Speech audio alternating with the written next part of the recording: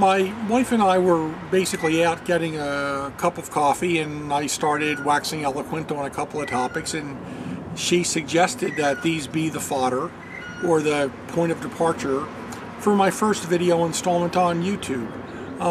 Essentially, there were a couple of points which we discussed.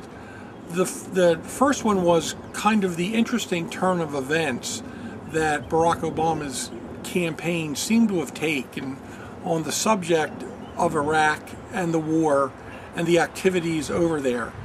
A couple of things happened this week that were interesting. Number one, Barack Obama has an Iraq study group that I assume is meant to advise him on what his Iraq policies ought to be.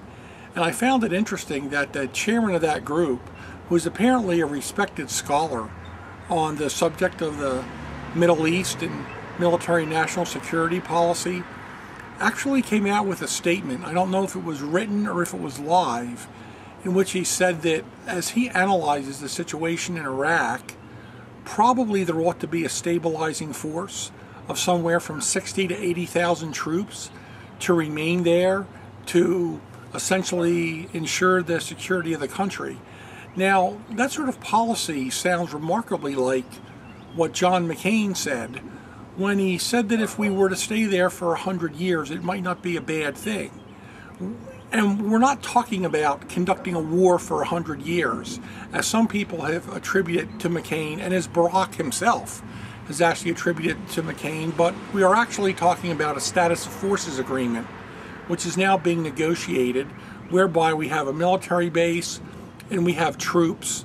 I believe Barack Obama even called it a strike force himself, as he's kinding to start to lean a little bit more towards the letting events on the ground dictate withdrawal rather than a hard fixed schedule and a withdrawal date certain. But what I'm basically saying is that I really did find it interesting that the head of his study group actually made this statement that we were talking about a presence that large. Now, he doesn't speak for the campaign, he's not a member of the campaign, but he is Obama's advisor. So I did find it interesting that basically out this week.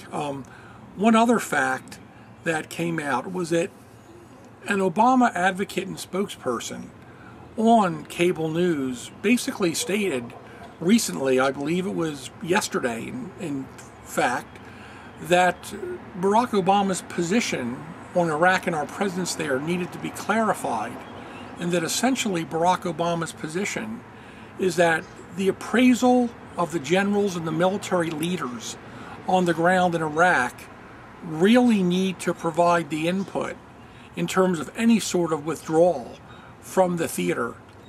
This is diametrically opposed to his prior statements of a top-down, organized 16-month withdrawal schedule. So I found this also an interesting shift. Frankly, I'm not sure where Barack Obama actually stands on the Iraq war.